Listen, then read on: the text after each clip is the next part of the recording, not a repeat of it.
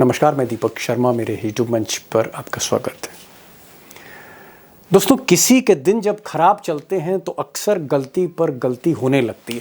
अब मोदी जी के चाणक्य भी कुछ दिन पहले एक बड़ी गलती कर बैठे जिससे नायडू बाबू नाराज हो गए। अब नायडू बाबू अगर नाराज हो गए तो फिर मामला संगीन हो जाता है। जी हाँ, कोई नाराज हो, मोदी जी को परवाह नहीं, लेकिन अगर नायडू बाबू नाराज हो जाते हैं तो मामला फिर संगीन ही है। इसलिए है क्योंकि नायडू बाबू की बैसाखियों पर यह सरकार चल रही है और अगर बैसाखी हिली तो मोदी जी के साथ दुर्घटना घटी।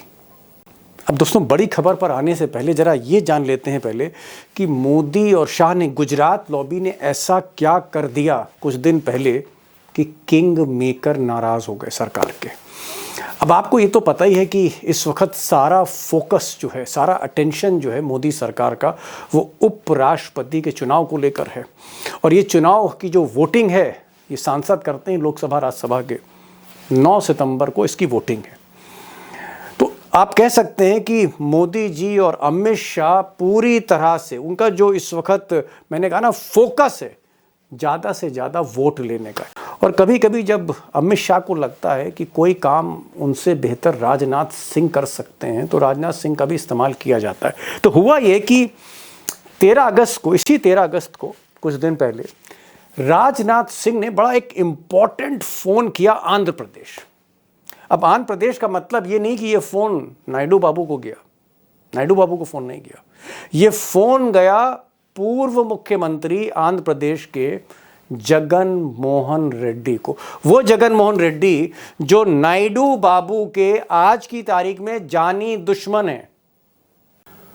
अब दोस्तों, इसे मोदी जी की बदकिस्मती कहिए या फिर अमित शाह की बदकिस्मती कहिए कि ये जो सीक्रेट फ़ोन था राजनाथ सिंह का, ये मीडिया में लीक हो गया। जी हाँ, अब मैं ये नहीं कह रहा हूँ कि राजनाथ जी ने लीक कर दिया या जगन मोहन रेड्डी ने लीक कर दिया। बहरहाल ये मीडिया में बात आ गई और कई अखबारों में और खासकर द प्रिंट में पूरी रिपोर्ट छपी और उसमें कहा गया कि राजनाथ सिंह ने 13 अगस्त को बुधवार के दिन फ़ोन किया जगन मोहन रेड्डी को और कहा कि भाई मोदी जी जो हैं वो सीपी राधाकृष्णन को जो है वो उपराष्ट्रपति का उम्मीदवार बना रहे हैं और आपकी मदद चाहिए और आपका सपोर्ट चाहिए। अब जाहिर तौर पर लोगों का कहना है, जानकारों का कहना है, मेरा भी मानना है कि होना ये चाहिए था कि अमित शाह पहले बात करते नायडू बाबू से और नायडू बाबू की सलाह के बाद कि भाई हम जगन मोहन रेड्डी के भी कुछ वोट चाहते हैं, 11 वोट हैं, हमें ज़रूरत है, एनडीए मजबूत होगी, तो क्या हम जगन मोहन रेड्डी को फ़ोन कर लें। अब नायडू बाबू को अंधेरे में रखा गया। सोचिए, किंग मेकर अंधेरे में, और वो भी आंध्र प्रदेश में। जिस सीट पर वो बैठा है उस सीट के ठीक नीचे डील हो रही है और फोन किसको किया जा रहा है? जानी दुश्मन को, उस जगन मोहन रेड्डी को फोन किया जा रहा है, उससे मदद मांगी जा रही है। बीजेपी उस शख्स के आगे बिछ रही है, उसके कदमों में, जिस आदमी ने मिस्टर नायडू को जेल भेजा था, एक नहीं कई मुकदमे दर्ज करके जेल भेजा था, सबसे बड़ा अपमान का घूंट पिलाया था मिस्टर नायडू को जिस आदमी ने, उसी के आगे बीजेपी बिछ गई और सारी बात लीक हो गई। अब दोस्तों, बात यहीं खत्म नहीं हुई। 16 अगस्त को यानी 3 दिन बाद जगन मोहन रेड्डी ने अपनी पार्टी के लोगों के साथ बैठक करी और उन्होंने तय किया कि भाई हम समर्थन देंगे, एनडीए को देंगे। भले ही नायडू बाबू एनडीए में हैं, किंग मेकर हैं, लेकिन हम भी समर्थन देंगे। मोदी जी का पैगाम आया है राजनाथ के जरिए। तो यानी जगन मोहन रेड्डी तैयार हो गए और अगले ही दिन 17 अगस्त को, संडे के दिन, बीजेपी ने अनाउंस कर दिया कि राधाकृष्णन, तमिलनाडु के बीजेपी के लीडर, महाराष्ट्र के गवर्नर, वाइस प्रेसिडेंट के कैंडिडेट बनने जा रहे हैं। सोचिए, अब जब ये खबर तेलुगु मीडिया में आई, पूरे आंध्र प्रदेश में चर्चा होने लगी कि साहब जगन मोहन रेड्डी से पहले पूछा गया, नायडू से पहले जगन से बात की, बीजेपी ने दुश्मन से बात पहले की, तो टीडीपी में, तेलुगु देशम पार्टी में, जो पार्टी है मिस्टर नायडू की, वहां पर अपमान का घूंट पीना पड़ा नायडू को। नायडू की पहली बार बड़ी किरकिरी हुई।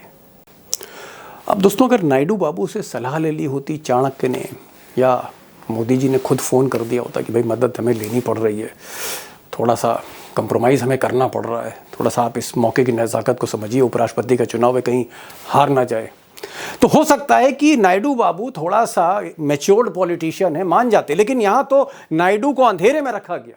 किंग मेकर को अंधेरे में रखकर उन्हीं के आंध्र प्रदेश में डील कर ली गई, उन्हीं के दुश्मन के साथ। जाहिर तौर पर विरोध तो होना ही था, और शायद इसीलिए अपनी पार्टी के कुछ पदाधिकारियों से नायडू बाबू ने कहा कि अभी आप चुप रहें, अभी आप रिएक्ट ना करें, उपराष्ट्रपति में हम भले ही एनडीए के साथ जाएं, आगे पुनर्विचार करेंगे। यानी उनका इशारा है थोड़ा नवंबर तक रुक जाइए, बिहार चुनाव तक रुक जाइए। ये मैसेजिंग वहाँ से हो रही। और आगे मैं जब एक्सपर्ट से बात करूँगा तो इस सवाल की गहराई में थोड़ा और जाऊँगा, तफसील से जाऊँगा। अब दोस्तों, अगर आप पीछे मुड़कर देखें तो जून 2024 में जब नायडू बाबू ने समर्थन दिया था ताज़ा मोदी जी को, अपनी बैसाखियां दी थी चलने के लिए मोदी जी को, तो एक तरह का हनीमून पीरियड चल रहा था। दोनों तरफ से ऐसा लग रहा था कि खुशगवार मौसम है। लेकिन कहीं ना कहीं कुछ महीनों से दोस्ती में दरार पड़ने लगी, और कई ऐसे मौके आए, ये पहला मौका नहीं, कई ऐसे मौके आए जब मिस्टर नायडू सीधे तौर पर मोदी से, उनकी नीतियों से, उनके फैसलों से नाराज दिखे। जैसे मिसाल के तौर पर जब सीटों का बंटवारा, डिलिमिटेशन का मामला आया, जहां मोदी जी बड़ी संसद में, नई संसद में ज़्यादा सीटें चाहते थे, दक्षिण भारत में विरोध हो रहा था, तो नायडू बाबू को पहली बार विरोध करना पड़ा, और मोदी जी थोड़ा सा पीछे हट गए कि भाई अगर नायडू नाराज़ हो जाते हैं सीटों के बंटवारे को लेकर तो मामला बिगड़ ना जाए। वो पहला इंडिकेशन था। उसके बाद बिहार में जो वोटर लिस्ट का घपला हुआ, ये जो सारा खेल हुआ, उसका भी विरोध किया, खुलेआम किया। नायडू बाबू दिल्ली आए, मीटिंग करी अपनी टीडीपी के पार्टी के साथ, और यही ज्ञानेश कुमार, अमित शाह के जो खास हैं, चिट्ठी लिखी, सख्त चिट्ठी लिखी, और उन्होंने कहा कि ये गड़बड़ घोटाला है, इस तरह की एक्सरसाइज इलेक्शन से पहले नहीं होनी चाहिए। सच ये भी है कि वक्फ में, जब वक्फ कानून में बदलाव किया जा रहा था, उस वक्त भी नायडू साहब को लग रहा था कि कहीं ना कहीं अब उनके वोट बैंक को मोदी जी छेड़ रहे हैं, लेकिन उन्होंने एक तरह से अपमान का घूंट या खून का घूंट पी लिया, कंप्रोमाइज कर लिया। लेकिन अब नायडू बाबू को लग रहा है कि हर बार बैकफुट पर जाने से काम नहीं चलेगा। लेकिन वो ये भी जान रहे हैं कि उपराष्ट्रपति का चुनाव मौका नहीं है, मौका नवंबर में ही आएगा, या आ सकता है जब बिहार के नतीजे आएंगे। अब दोस्तों, एक बात तो बिल्कुल क्लियर है कि नायडू बाबू पूरी तरह से समझ गए कि बीजेपी उनके दुश्मन, जानी दुश्मन जगन मोहन रेड्डी के साथ खुले तौर पर मिल गई, और उन्हें कहीं ना कहीं इग्नोर किया गया, बुरी तरह से उनको इग्नोर किया गया। तो दिल पर चोट तो लगी है। सवाल यह है कि अब आगे नायडू बाबू क्या करने जा रहे हैं। उपराष्ट्रपति तो निपट जाएगा, आगे क्या करने जा रहे हैं नवंबर में, ये एक बड़ा सवाल है। और मुझे लगता है कि हमको एक चीज़ और समझनी चाहिए कि मोदी सरकार अल्पमत में है, और नायडू बाबू के पास 16 सांसद हैं, और ये भी हमें स्थिति समझनी चाहिए कि नवंबर में बिहार में अगर जेडीयू के हाथ से, बीजेपी के हाथ से सत्ता निकलती है, तो फिर एनडीए में बहुत कुछ होने जा रहा है। और ऐसे मौके पर नायडू क्या करेंगे, क्योंकि नायडू के पास वो संख्या बल है जो इधर से उधर गई। जी हाँ, सत्ता पक्ष से विपक्ष, जिधर नायडू होंगे सरकार उधर बन सकती। ये हमको फैक्ट हमेशा याद रखना होगा। मोदी जी आज भी 240 पर हैं, साल भर से उनकी एक सीट भी नहीं बढ़ी, 240 पर ही हैं। ये हालात हैं मोदी जी के। ऐसे मुश्किल दौर में शायद वो अपने पूरे करियर में मुख्यमंत्री से लेकर तीसरी बार प्रधानमंत्री तक कभी नहीं थे जो आज हैं। सवाल इस बात का है कि आगे क्या होने जा रहा है। आज दो खास मेहमान हैं। अब क्योंकि आंध्र प्रदेश का मामला है, तो आज मैंने आंध्र प्रदेश के पॉलिटिकल एनालिस्ट और बहुत अच्छी हिंदी बोलते हैं राजशेखर राव साहब को बुलाया है। पिछले कई बरसों से नायडू हों, जगन मोहन रेड्डी हों, बीजेपी हों, कांग्रेस हों, सारी राजनीति को समझते हैं। बड़ी बात यह है, खुलकर बोलते हैं। उनको सुनिएगा। और उमाकांत जी को इसलिए सुनिएगा क्योंकि 1996 एक ऐसे वक्त पर जब नायडू बाबू प्रधानमंत्री की रेस में थे, 1996 जिस वक्त मोदी जी ऑटो पे चलते थे, उस वक्त नायडू बाबू प्रधानमंत्री की रेस में थे, कोऑर्डिनेटर थे देश की सरकार के। तो उन उमाकांत को भी सुनिए जो नायडू बाबू को 96 से लेकर आज तक ट्रैक कर रहे हैं। और मुझे लगता है एक तस्वीर का रुख मिलेगा। मैं फिर क्लैरिफाई कर रहा हूँ, 9 सितंबर पर फोकस मत करिए, सितंबर पर फोकस मत करिए, क्योंकि उपराष्ट्रपति के चुनाव में अगर नायडू बाबू एब्सटेन भी करते हैं अगर वो वोट नहीं देते एनडीए को तो भी कुछ होगा नहीं, उपराष्ट्रपति जीत सकता है। अगर बहुत बड़े पैमाने पर क्रॉस वोटिंग होती है तभी एनडीए को शिकस्त मिल सकती है, अदरवाइज एनडीए का रास्ता थोड़ा साफ है। तो सितंबर नहीं, नवंबर पर गौर करते हैं। सुनिए इन दोनों एक्सपर्ट्स को। राव साहब, इस वक्त आप आंध्र प्रदेश में हैं और आंध्र प्रदेश की राजनीति ये उपराष्ट्रपति के चुनाव को लेकर बड़ी गरमाई हुई है, उबाल है राजनीति में, सियासत में। और सुनते हैं कि नायडू बाबू और जगन मोहन रेड्डी में तलवारें खिंच गई हैं। नायडू बाबू को बड़ा बुरा लगा कि राजनाथ सिंह का फोन जा रहा है जगन मोहन के पास, अमित शाह बात कर रहे हैं जगन मोहन के साथ पास, और बीजेपी बिछी जा रही है जगन मोहन, और जगन मोहन उनके सबसे बड़े दुश्मन हैं जिन्होंने जेल भिजवाया था। क्या ये बात सही है कि नायडू बाबू बीजेपी के इस कंडक्ट से खुश नहीं है कि आप मेरे दुश्मन के आगे क्यों बिछ रहे हैं, पैरों में क्यों पड़ रहे हैं? आपने जो कहा वो बिल्कुल सही है। जब से राजनाथ सिंह ने जगन मोहन रेड्डी को फोन किया है उपराष्ट्रपति चुनाव के लिए, अब उनके 11 जो सांसद है उनके समर्थन के लिए, चंद्रबाबू नायडू का चेहरा उतर गया है, चेहरे से रंग उठ गया है। चंद्रबाबू नायडू और उनके पार्टी के लोगों को ये कहना है कि जब अपने पास आंकड़े हैं, आसानी से जीतने की संभावनाएं हैं, तो जगन मोहन रेड्डी को पहले क्यों फोन करना है? हम तो पहले, कम से कम हमें तो पहले पूछ लिया होता कि जगन मोहन रेड्डी के समर्थन चाहिए या नहीं, कुछ और हम कुछ ना कुछ इंतजाम करते। तो एक पहली नाराजगी है।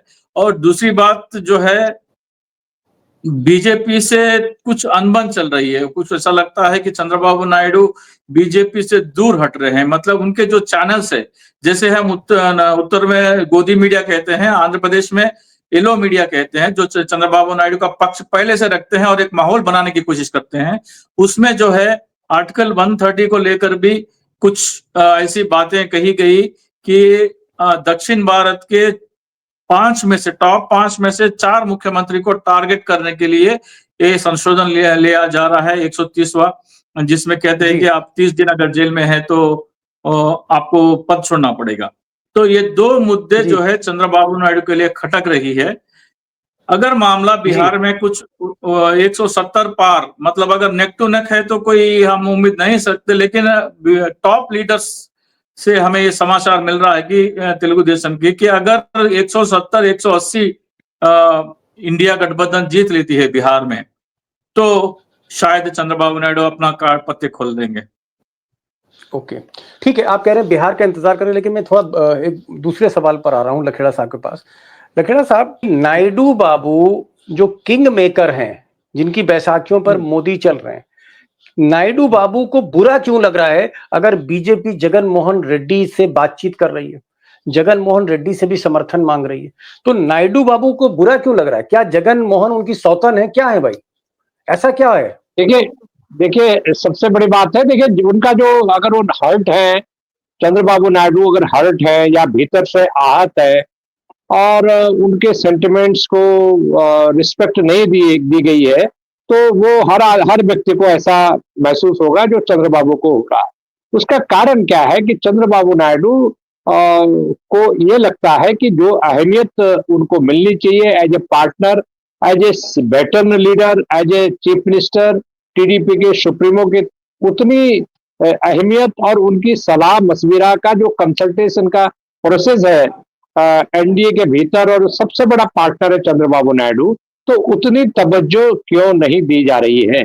सवाल तो यह है कि क्या चंद्रबाबू नायडू के पास वाइस प्रेसिडेंट के कैंडिडेट के लिए उनसे भी तो पूछा जा सकता है कि आप हमारे सबसे बड़े पार्टनर हैं, आप सुझाव दीजिए कि कोई आपके पास कोई अच्छा फेस है तो हम आप ही के कैंडिडेट को, अगर साउथ इंडिया को देना है तो उनको दे सकते हैं। तो ऐसा लगता है चंद्रबाबू नायडू को कि उनका केवल एक समय के लिए बीजेपी इस्तेमाल कर रही है, और इसलिए चंद्रबाबू नायडू भी अपने जो कार्ड है वो अपनी छाती पर चुपचाप करके दबा के बैठे हुए हैं। वो वक्त का इंतजार कर रहे हैं, और वो हर्ट इस बात से जरूर है कि जगन मोहन रेड्डी की पार्टी एनडीए का पार्ट नहीं है। 3 दिन पहले जगन मोहन रेड्डी की पार्टी ने एक प्रेस बयान जारी किया, कहा कि हम एक इनडायरेक्ट पार्टनर है एनडीए के। क्या जगन मोहन रेड्डी को इनडायरेक्ट पार्टनर बनाने के लिए आपने चंद्रबाबू नायडू का एडवाइस लिया, उनका कंसेंट लिया? बिल्कुल नहीं लिया। चंद्रबाबू नायडू कभी अलाउ नहीं करेंगे कि उनके जो दुश्मन है, जानी दुश्मन जगन मोहन रेड्डी, उनकी पार्टी वो उनको एनडीए का इनडायरेक्ट पार्टनर बनाया जाए, उसको कॉप्ट किया जाए। तो ये जी ना जो जगनमोहन रेड्डी के पास कोई चलिए, ऑप्शन है आज की तारीख में, एक चीज एक ना चीज एक चीज बाबू के पास। जी जी जी जी एक छोटा सा सवाल, क्योंकि आप इतने जी एक्सपीरियंस जर्नलिस्ट हैं, 35 बरस से आप राष्ट्रीय राजनीति देख रहे हैं संसद में, कि मान लीजिए अगर लखेड़ा साहब मैं आपसे समर्थन ले रहा हूं, मैं आपसे सपोर्ट ले रहा हूं, तो क्या आपके दुश्मन से भी सपोर्ट लेना चाहिए मुझे? मैं ये पूछ रहा हूं कि क्या बीजेपी की ये जो राजनीति है अमित शाह की, ये राजनीति गलत है कि आप नायडू से भी समर्थन ले रहे हैं, नायडू के दुश्मन से भी ले रहे हैं समर्थन?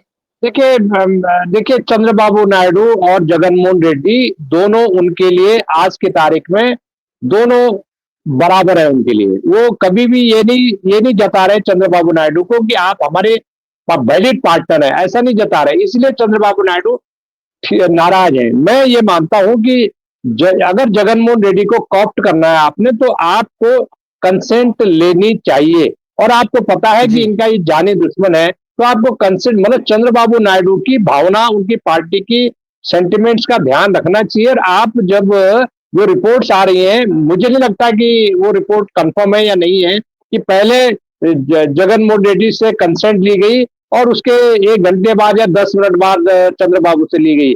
अगर इन रिपोर्ट्स में थोड़ा सा भी सच्चाई है, तो मुझे लग रहा है कि ये जो गठबंधन सरकार के धर्म का पालन नहीं कहा जाएगा इसको, ऐसा ऐसा मैं मानता हूं। और ऐसा भी जी मैं मानता हूं कि ये जो चीजें हो रही हैं, ये चीजें लॉन्ग टर्म में जाकर जी के भारतीय जनता पार्टी को महंगी पड़ेंगी। क्योंकि अगर इनका महंगी एक पड़ेगी। पार्टनर जो जो जो जो उनके साथ है इनडायरेक्टली, उसको आप तवज्जो देंगे, तो आंध्र प्रदेश की पॉलिटिक्स का इस तरह का इस फेज में है कि करो जी या मरो, डू एंड डाई। आप एक जी दूसरे जी को जी राजनीतिक दुश्मनी जो है ना, वो बहुत खतरनाक राजनीतिक दुश्मनियां जगनमोहन रेड्डी और जी चंद्रबाबू के बीच में। Got ji it got it got it got Lakhera साहब बड़े एक्सपीरियंस पत्रकार हैं, ये कह रहे हैं कि भाई नायडू बाबू सबसे बड़े पार्टनर हैं, सबसे बड़े पार्टनर हैं मिस्टर मोदी के एनडीए में।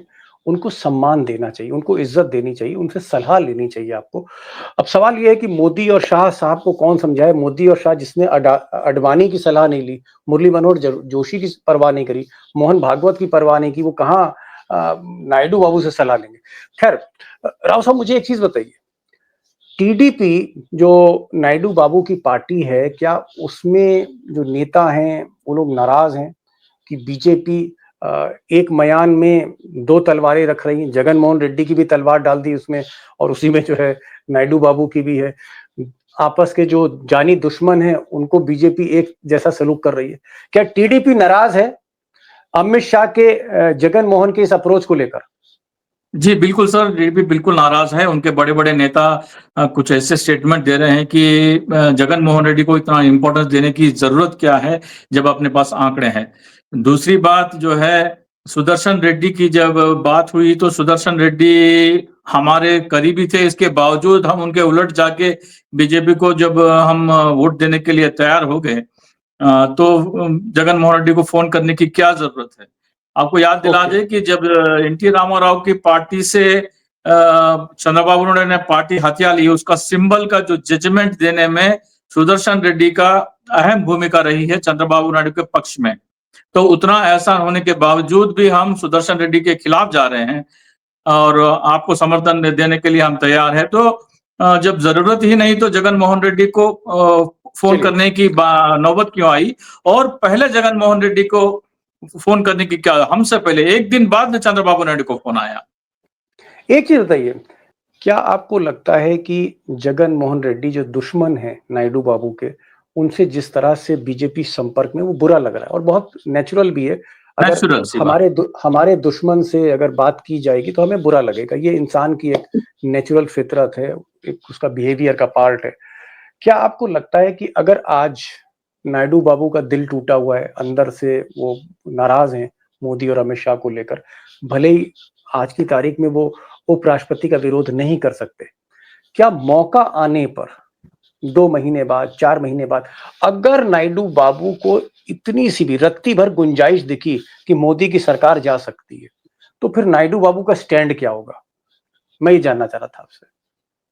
टीडीपी के इनर सर्कल से हमें यह पता चल रहा है कि अगर 170-180 का आंकड़ा अगर बिहार में पार हो जाए तो मतलब कुछ अगर वहां प्लान सरकार करने बन की। रही है, अगर आप ये कह रहे हैं कि तेजस्वी और राहुल गांधी की बिहार में सरकार बनेगी तो नायडू बाबू बड़ा फैसला ले सकते हैं, ये कहना चाह रहे हैं? सरकार नहीं सर, 2/3 बहुमत अगर मिल जाए, मतलब ये मजबूत सरकार अगर बन जाए तो डेफिनेटली इनिशिएटिव हो सकता है।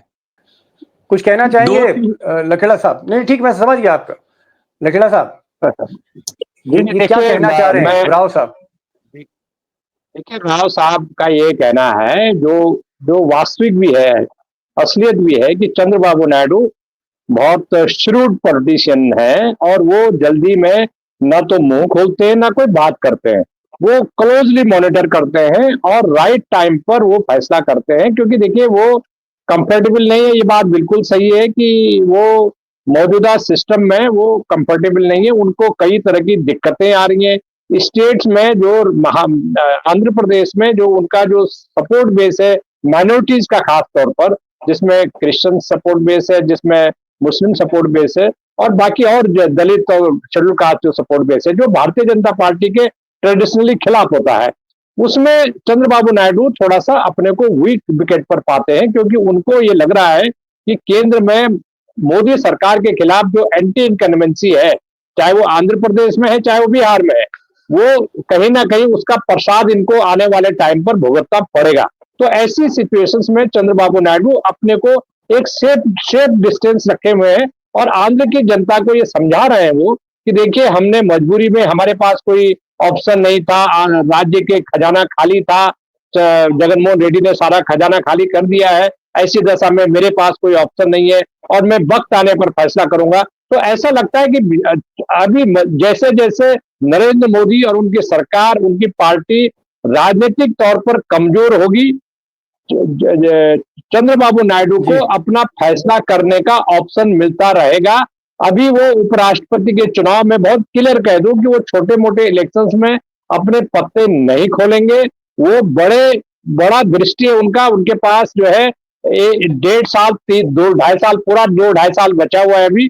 वो राइट टाइम पर डिसीजन लेंगे। अगर नवंबर में कोई निर्णय लेने का मौका आता है तो वो जरूर निर्णय लेंगे। निर्णय लेने से वो हिचकिचाएंगे नहीं, लेकिन उसकी एक शर्त है दीपक जी, उनको लगेगा कि 18वीं लोकसभा, जो वर्तमान लोकसभा है, इसमें मौजूदा सरकार को गिराने के बाद या हटाने के बाद कोई वैकल्पिक सरकार जिसके वो खुद रिंग लीडर बनेंगे या खुद उसमें क्या कहते हैं उसको, किंग मेकर बनेंगे, तो ऐसी सिचुएशन में वो पहले आदमी होंगे जो कूद मार करके उसके सर्वे सर्वा हो जाएंगे।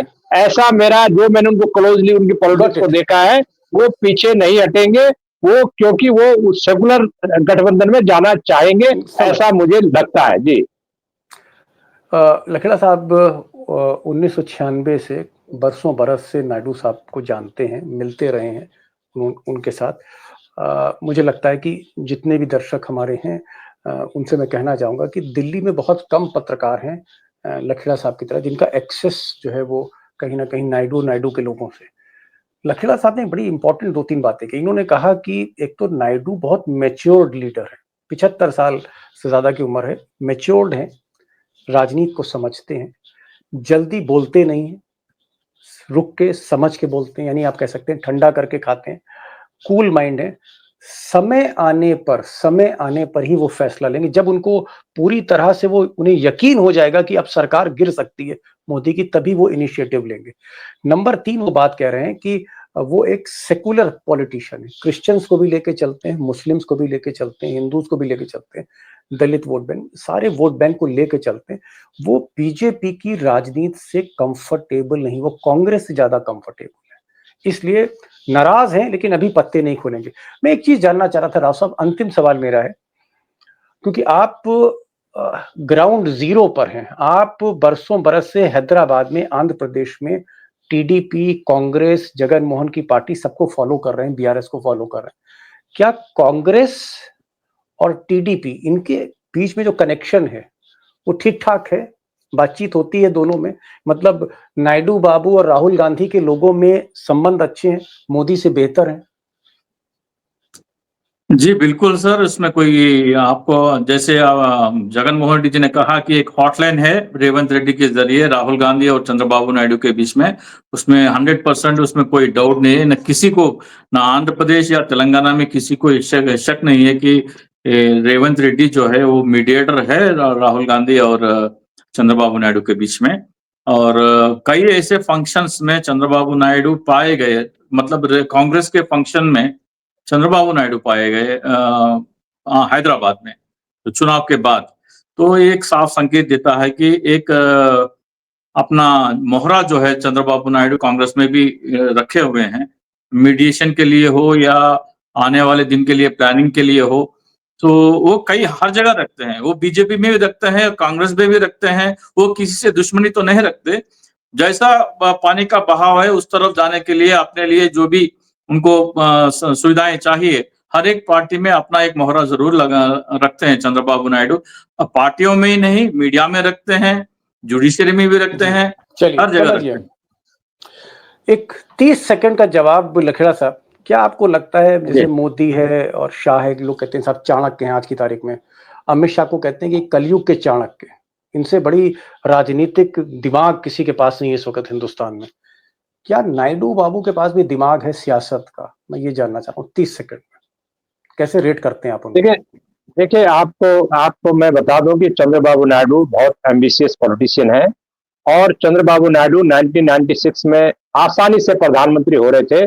मैं उस मीटिंग में था जब चंद्रबाबू नायडू, मैं उस मीटिंग में था, तो उस मीटिंग की पूरी जानकारी मेरे पास है। 1996 में जब देवेगौड़ा को बनाया जा रहा था, तो उसके बाद इवन जब देवेगौड़ा के बाद IK गुजराल को बनाया जा रहा था, तो उस समय भी चंद्रबाबू नायडू का नाम मेरिट पे था, क्योंकि उस समय चीफ मिनिस्टर थे आंध्र प्रदेश में। तो ऐसी दशा में इनको नहीं लगा कि कुर्सी छोड़ करके, मुख्यमंत्री की कुर्सी छोड़ करके, तो वो कन्वीनर थे संयुक्त मोर्चा के और उनको प्रधानमंत्री तो हाथ में था ना उनका।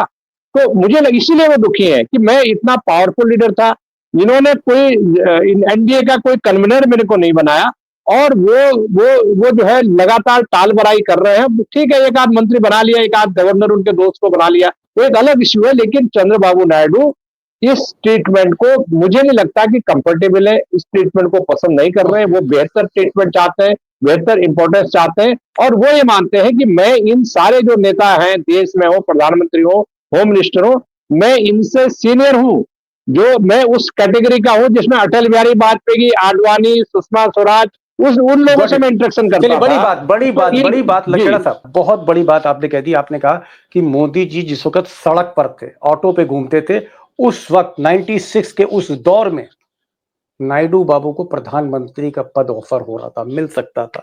यानी मोदी से कितने सीनियर हैं अब आप जान लीजिए कि जब मोदी सड़क पर थे तो प्रधानमंत्री की कुर्सी नायडू के बहुत करीब थी। इतने सीजन, इतने मैच्योर्ड, इतने सीनियर मोस्ट पॉलिटिशियन है। नायडू को लगता है कि उनके साथ बर्ताव अमित शाह और मोदी का ठीक नहीं है और जो राजनीति है नायडू बाबू की वो सूट नहीं करती है। जो मोदी शाह की राजनीति है उसकी राजनीति उनके वोट बैंक को सूट नहीं करती। मौके की तलाश में अभी चुप है, मैच्योर्ड आदमी, देखा जाएगा पत्ते क्या चलते हैं आगे चल के। बहरहाल एक चीज क्लियर है कि अमित शाह और मोदी ने जिस तरह से जगन मोहन रेड्डी को अप्रोच किया, जिस तरह से नायडू के दुश्मन को अप्रोच किया, कहीं ना कहीं पैर पे कुल्हाड़ी मारी है।